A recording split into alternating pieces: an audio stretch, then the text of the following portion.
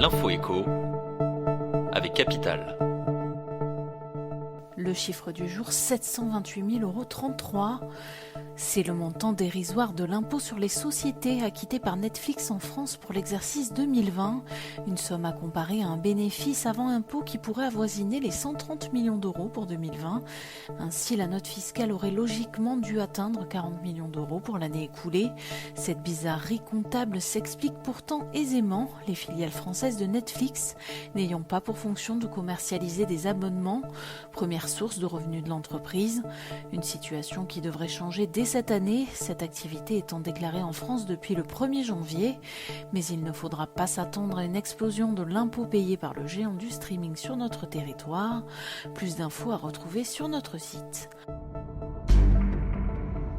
Le coup de gueule du jour est poussé par le collectif d'avocats Déjà Vu qui s'insurge contre l'extension de l'utilisation du pass sanitaire. Ce collectif indique avoir déposé lundi 2 août un recours signé par plus de 50 000 citoyens devant le Conseil constitutionnel pour exposer son inconstitutionnalité. Les sages de la rue Montpensier doivent rendre leur avis sur la question le 5 août prochain. Les avocats à l'origine du recours espèrent voir le Conseil constitutionnel annuler la loi ou du moins la modifier.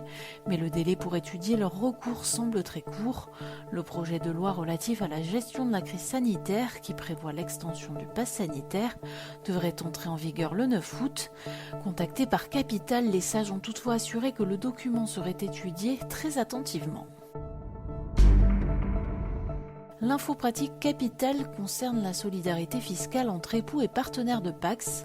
Souvent ignorée par les ménages, cette notion peut pourtant avoir de lourdes conséquences financières. Lorsqu'ils font l'objet d'une imposition commune au sein d'un même foyer fiscal, les époux ou partenaires de Pacs sont tenus solidairement au paiement de l'impôt sur le revenu, rappelle le Code général des impôts. Et le régime de séparation de biens ne change rien à cette obligation. C'est ce qu'a appris à ses dépens Sophie, dont le mari a laissé une dette fiscale colossale avant de fuir à l'étranger. Poursuivie par le fisc, la quadragénaire se retrouve depuis 5 ans à payer pour les fautes de son ex-conjoint. Tous les détails de cette incroyable histoire sont à retrouver sur capital.fr. Et on termine par une mauvaise nouvelle. Envoyer une lettre en 2022 coûtera plus cher. La Poste a annoncé lundi que les tarifs du courrier augmenteraient de 4,7% en moyenne au 1er janvier 2022, avec en particulier une très forte augmentation du timbre rouge pour les lettres prioritaires qui passera à 1,43 €.